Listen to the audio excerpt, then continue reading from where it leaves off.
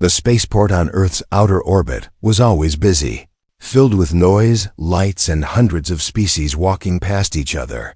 Among the crowd, a young alien girl named Elira walked slowly, her long silver hair hidden under a dark hood. Her bright blue eyes scanned everything carefully, but she avoided making eye contact with humans. Her planet, Seraphis, had one strict rule: never touch a human. They were believed to be wild, dangerous, and without a soul. Elira had trained since childhood to fear them, but now she stood on their planet, representing her people in a secret peace meeting. Still, deep in her heart, she didn't trust humans. She kept her gloves on at all times and stayed close to her mentor, Ambassador Lyre. As they walked toward the transport ship, a loud alarm suddenly rang through the air. People shouted and ran in every direction. A group of human soldiers rushed in to calm the panic. In the chaos, someone bumped into Elira from behind. She stumbled forward, and her bare hand touched a human's arm. Just for a second, skin against skin, her breath caught her body. Froze. A soft golden light glowed from the crystal necklace on her chest. The Soulmate indicator, a sacred gem all Seraphis people wore, was shining for the first time in her life. It only activated when someone touched their destined soulmate. Elira quickly pulled her hand back, shocked, confused, and scared. The human, a tall young man in black uniform, turned around. Looking just as confused, their eyes met, and for a moment, the world became quiet. He had green eyes, full of questions. Elira's heart raced, her breath still unsteady. No. This is not possible, she whispered to herself. Humans couldn't be soulmates. Her people believed they didn't even have souls. But the crystal was glowing. Her body had spoken the truth. Before she could react, her mentor grabbed her arm and pulled her away from the crowd. Are you hurt? Lyre asked, not noticing the faint glow beneath her cloak. Elira nodded quickly, hiding the crystal with her hands. No, I'm fine, she said. She didn't tell him what happened. How could she? If the council found out, they would cancel the peace meeting, or worse, punish her for touching a human. Inside the transport ship, Elira sat quietly, her mind spinning. Her fingers touched the crystal again. It was still warm. She closed her eyes and tried to remember the moment, the human's face, the feeling of his skin, the strange wave that rushed through her heart. She had read about soulmates in ancient Seraphis books. It was said that when two destined souls touched, their crystals would glow. But none of those stories ever mentioned a human soulmate. Could the books be wrong? Or was she different? She looked out the window at the stars. Questions filled her mind. Who was that human? Did he feel it too? Did his world even have the idea of soulmates? Back at the spaceport, the human man stood still in the same place. His name was Rain Carter, a trained soldier with no family and no past. He had been raised by the military after being found as a child near a crashed ship. He never knew where he came from. But now, after that brief touch, he felt something awaken inside him. His hand tingled, and his heart beat faster than ever before. He didn't understand why. He had touched people before, but this was different. There was a strange feeling, like meeting someone he had known forever. Rain looked down at his hand, then toward the direction where the girl had disappeared. She wasn't human, he could tell.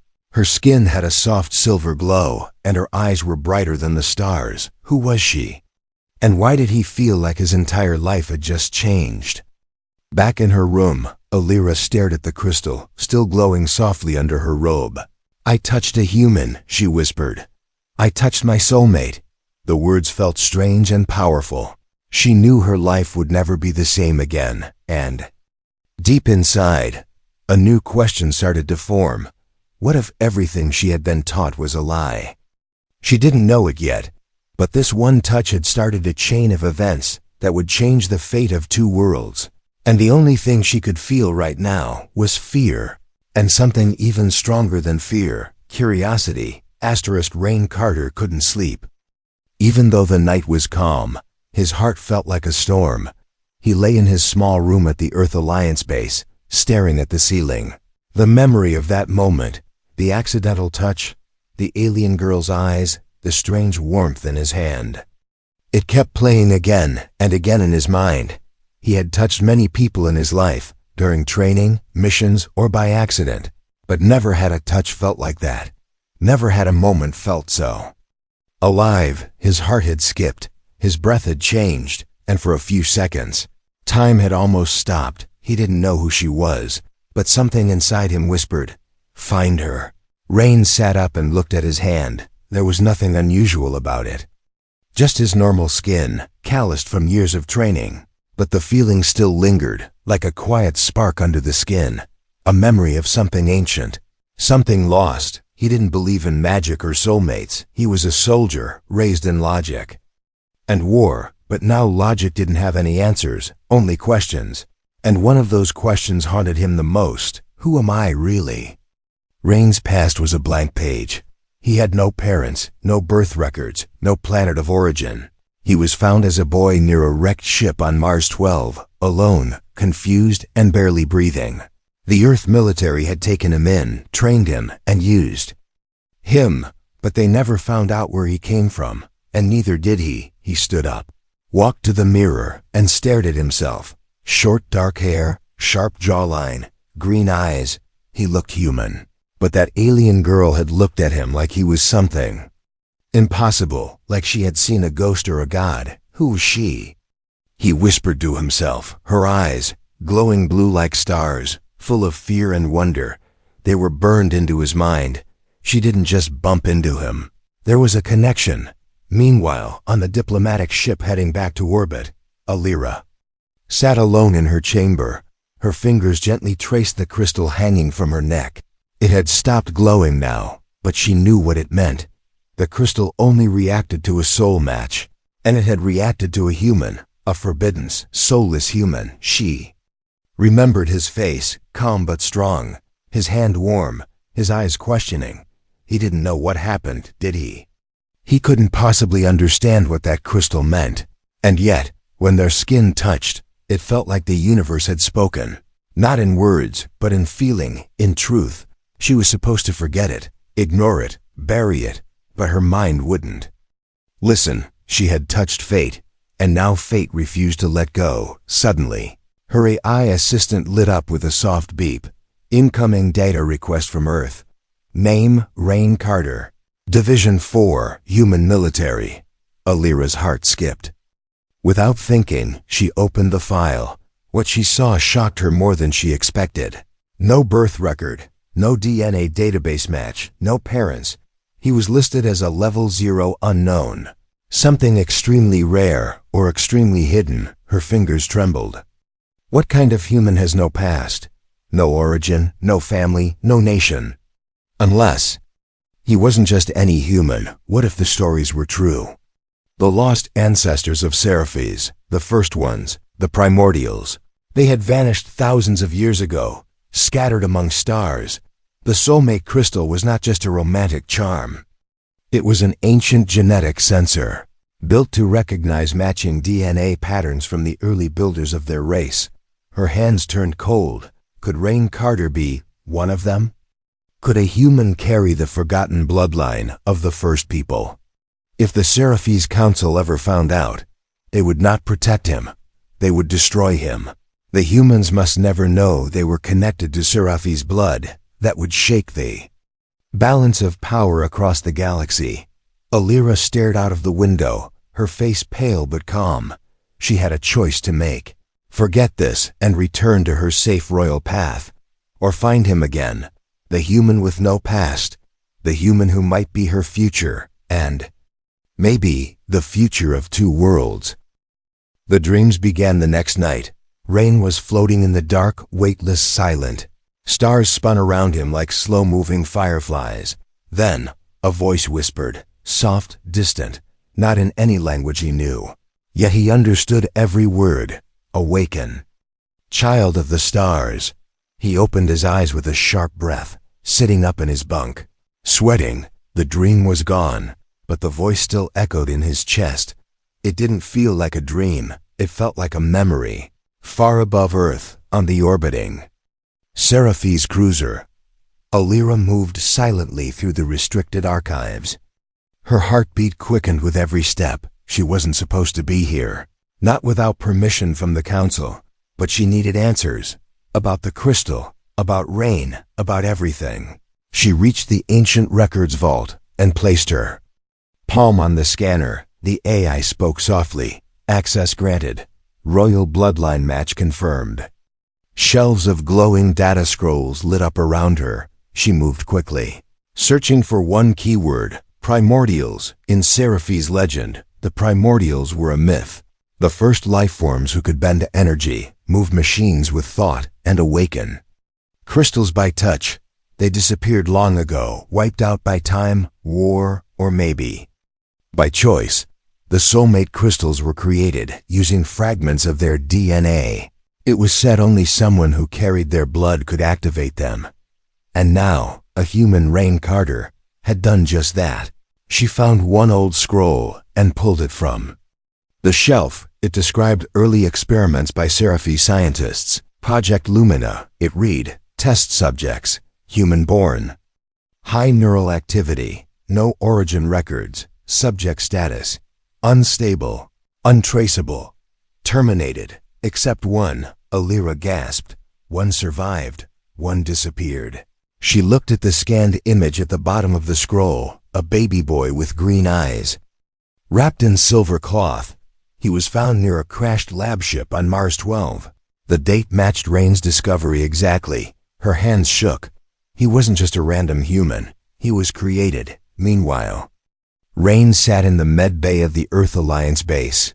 He had gone in for a routine checkup, but something strange happened. The scanning machine froze. Alarms blinked, and the screen said, "Unknown DNA structure. Please contact High Command." The nurse looked nervous and told him everything was fine.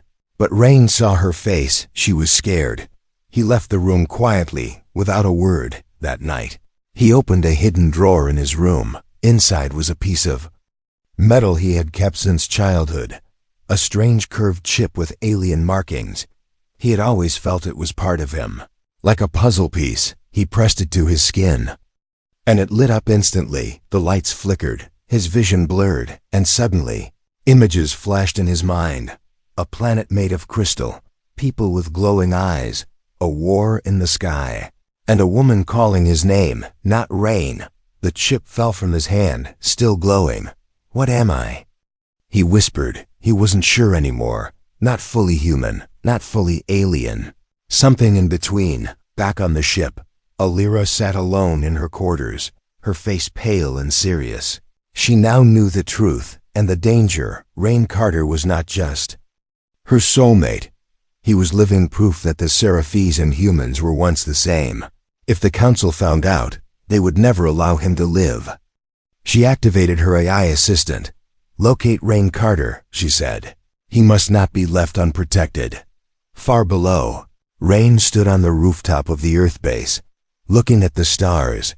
His hand still tingled from the energy of the chip. He felt something pulling him, not fear, not pain, but destiny. And across the stars, Alira whispered into the night, "We were never enemies." Neither of them knew what was coming next, but the secrets in their blood were starting to wake, and soon, the entire galaxy would hear their heartbeat. Asterisk, the council knew. Alira felt it the moment she stepped into the grand hall. The air was too quiet, too cold. Eyes followed her like shadows, silent and sharp. She walked slowly beside her mentor, but her mind was racing. They had seen the crystal glow. Someone in the spaceport crowd had reported it. The report reached the council faster than she had expected. Now they wanted answers. They wanted names. High Chancellor Veras stood tall at the center of the room. His voice was calm, but every word felt like a blade. "Alira of House Velen," he said. "You were seen in physical contact with a human male." Alira kept her expression neutral. "Yes, by accident, during the evacuation," she replied. "And did your soulmate crystal activate?" Veras asked sharply. She paused for only a second. "No, Chancellor," she lied. Her voice was steady, but her heart was pounding like thunder. Lying to the council was punishable by exile or death, but she had no choice. If they knew the truth, Rain would be hunted, and her people would never accept that a human could be one of them. Very well, Varys said. Though his eyes lingered on her too long, the others whispered among themselves. They didn't believe her. The council didn't need proof, only suspicion. That night, Illyra found a message waiting in her private room. No sender, no signature, just 5 words glowing on the screen. They're watching the human now. Her blood turned cold. She had to find Rain before they did. Meanwhile, Rain was already running. It started earlier that day. During a routine check on the outer base, a drone hovered near him, then exploded mid-air. A warning or an attempt to silence him. He didn't wait to find out. He stole a small scout ship and launched into low orbit. No orders, no destination. Just one instinct: survive. The dreams had become visions now. Not just flashes, but full memories. Of a city made of glass. Of children flying without wings. Of a voice calling him Rail, not Rain. He didn't know what it meant, but he knew who might have answers. Illyra. Back on the Seraphis vessel, Illyra contacted a trusted friend. Kale, a pilot from her academy days. She told him everything. The crystal, the human, the council's warning. To her surprise, Kale didn't laugh or report her. He simply nodded and said, "Meet me in Dock 7 in 1 hour," as the ship passed. Through Earth's shadow, Illyra slipped away in silence. Her royal pass opened doors without question. She reached Dock 7, and there was Kale, already powering up a stealth cruiser. "Are you sure you want to do this?" he asked. "They'll brand you a traitor." "I already feel like one," she replied. "But I won't let them kill him." They launched under cover of darkness on the screen. A red dot blinked. Rain's stolen ship, flying low, trying to hide. She set a course to intercept. Inside Rain's ship, alarms started flashing. A signal was approaching fast. He reached for the weapon console, but then paused. The signal ID read, "Seraphis, friendly." Moments later, Illyra's voice came through the channel. "Rain," she said. "It's me." His eyes widened. "Why are you here?" "To save you," she said, "before the council reaches you first." Rain stared at the screen, trying to believe it.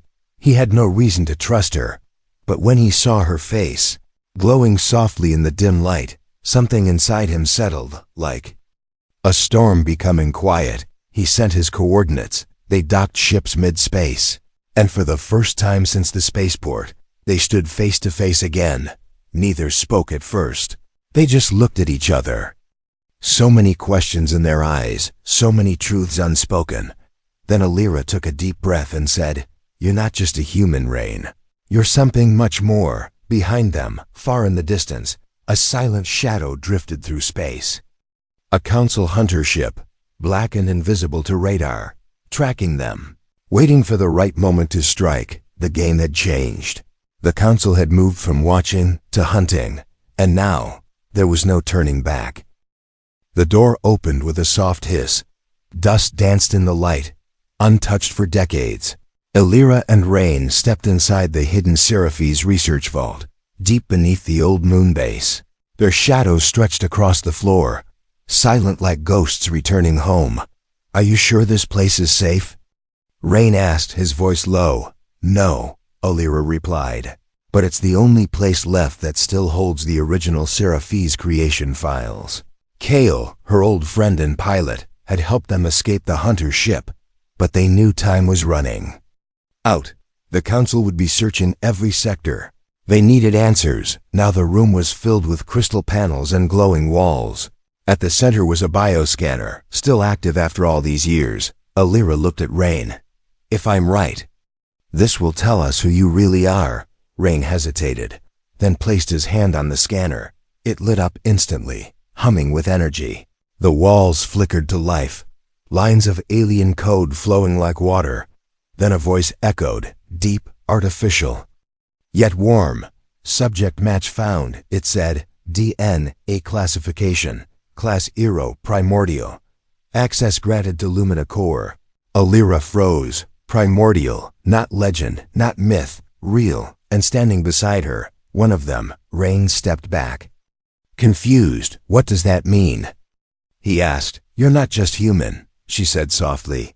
You're a living key to our past, to our beginning. The core projector lit up, showing a hologram of an ancient Seraphis scientist. Her voice filled the room. We once believed. We were gods, the projection said. But the truth is, we were the children of Earth. We took the DNA of the first humans and altered it to survive space. We called them primordials, but when fear of their power grew, we erased them. Alira stepped closer. Your DNA isn't random, Rain, she said. You were created from the original source. You're one of the last living beings who can access the lost Seraphis systems. That's why you activated the Soulmate crystal. Rain felt cold all over. So I'm not natural, he said. I'm a weapon. No, Alira whispered. You're a bridge. Just then, the scanner beeped again. Genetic match detected. Abilities, neural resonance, energy fusion, rapid regeneration. Rain stared at his hands. I don't feel powerful. Power doesn't always feel like fire, she replied. Sometimes it feels like purpose. Suddenly, the lights dimmed. The vault shook slightly. A signal appeared on the main screen. Incoming ship. Council signature detected. They found us. Kale's voice came through the comm. They're deploying. Drop units. Alira turned to Rain. You have to leave. I'm not leaving you. He said. You have no choice, she said, pushing a small chip into his palm. This is your data core. Your blood holds the key to waking the forgotten tech across the galaxy. If they take you, they'll use it to control everyone. Outside, thunder roared as the Council's hunter drones dropped through the moon's thin atmosphere. Rain stood at the doorway, torn. I don't know how to control this power. He said. You don't need to, she whispered. Just survive. And the galaxy will follow. She kissed his forehead quickly and pushed him toward the escape tunnel. I'll hold them off, she said. Go. He looked back one last time, his heart heavy, but he ran. Through the tunnel, into the darkness. Into the unknown. Behind him, Alira stood tall, facing the approaching enemy, alone but not afraid, because now, she knew, he wasn't a mistake, he wasn't a weapon, he was a miracle. And miracles never die easily. The stars didn't shine that night. They stood still, cold, silent. Like they were watching, waiting. Rain floated alone in the stolen escape pod, drifting through deep space. His hands still trembled from the shock of what happened. He had left her behind, Alira. Her name was the only sound in his mind. He remembered her last words. Just survive, the galaxy will follow. But he didn't want to be a symbol. He just wanted her. Back on the moon base, Alira was captured. The Council soldiers stormed the vault, surrounding her with cold eyes and loaded weapons. They didn't ask questions. They simply took her, because they already believed she was guilty. Guilty of protecting the human. Guilty of lying to the Council. Guilty of falling in love. They took her to the Council ship, Orion's Edge. A floating prison disguised as a courtroom. No light entered the chambers, only judgment. High Chancellor Vera stood before her once more. You betrayed your kind, he said. No, Alira replied. I remembered our beginning. You believe in fairy tales. Vera snapped. Soulmates, ancient humans, old myths. Rain Carter is a threat. He is not a threat. She said calmly. He is the truth. Vera stepped forward, lowering his voice. If he's truly a primordial, he will awaken the ancient codes. He could override our control systems. That's why he must be destroyed. Meanwhile, Rain's pod was picked up by a rebel ship, the Silver Thread. Inside was Kale, bruised, injured, but alive. He had escaped the Council ambush and was now gathering those who no longer believed in the lies. Seraphis is breaking, Kale said. But with you, we can rebuild. I didn't ask for this, Rain replied. None of us did, Kale said. But you're the only one who can wake the old codes. Rain touched the control panel. The ship responded instantly. The old systems recognized him. Lights came on, doors unlocked, engines hummed. Rain Carter was no longer just a soldier. He was a key, and the universe had just started to turn. But in the shadows of space, the Council's trap was already set. Alira was to be executed in secret, not for betrayal, but to send a message. Love between species was forbidden. Truth was forbidden. Hope was forbidden. Rain felt her pain through the bond they shared. A sudden ache in his chest, a sharp pull in his heart. He saw a vision, Alira kneeling on cold metal, eyes closed, surrounded by guards. His crystal pulsed, her crystal flickered. The soulmate connection was alive, even across the stars. "No," he said, rising from his seat. "I'm going back." Kale stood up, alarmed. "You'll walk into their trap." "I don't care," Rain replied. "She risked everything for me. I'm not going to live free while she dies in chains." The rebels tried to stop him, but he was already gone. He took a small ship and vanished into a jump gate. Racing against time, one man against a fleet, but not just any man, a primordial, a soul burning with purpose. Inside the council ship, Alira knelt before the execution chamber.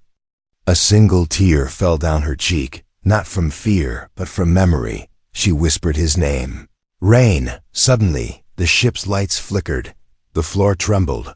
A voice echoed through every speaker. Not loud, not angry, just clear. "I'm coming." And in that moment, every Seraphis soldier felt something they hadn't felt in centuries. A shift, a pulse in their crystal cores. Their weapons began to fail. Doors unlocked on their own. And the soulmate indicator, long thought to only respond to love, began to glow in multiple places. Rain had arrived, and with him came something no one could stop, not war, not the council, not even time, hope. The first thing she felt was warmth, not heat from fire, but from him. Rain knelt beside her, his arms wrapped tightly around her broken body. Alira opened her eyes slowly, her vision blurry. He had come. Even the stars outside the council ship seemed to pause. They watched in silence as something ancient and powerful unfolded. Not a battle, not a war, but a moment that would change the future of two civilizations. The guards around them lay unconscious, not dead, just disconnected. The soulmate bond had sent out a shockwave, awakening something inside every Seraphis crystal on board. Weapons melted, controls failed, and old systems bowed to the blood of the primordial. Rain helped Alira stand, his hand never leaving hers. "You're alive," he whispered. "I waited for you," she said, her voice soft and tired. "I wasn't going to let them take you," he said. "You didn't save me." She replied with a weak smile. "We saved each other." The council chamber was in chaos. High Chancellor Viras tried to escape, shouting orders, but the ship no longer listened. The ship had a new master, a voice in its code it hadn't heard in thousands of years. The voice of its maker. Rain's touch opened every sealed archive, released every locked prisoner, and exposed every lie. Across the galaxy, Seraphis vessels began to receive the same echo, a signature, old but undeniable. The bloodline of the first ones had returned, not to conquer, but to unite within days. A signal was sent from the Seraphis council ship to every major world. It wasn't a threat, it wasn't even a warning. It was a message, a short, clear message from Rain Carter. Standing beside Alira, hand in hand, "We were never enemies."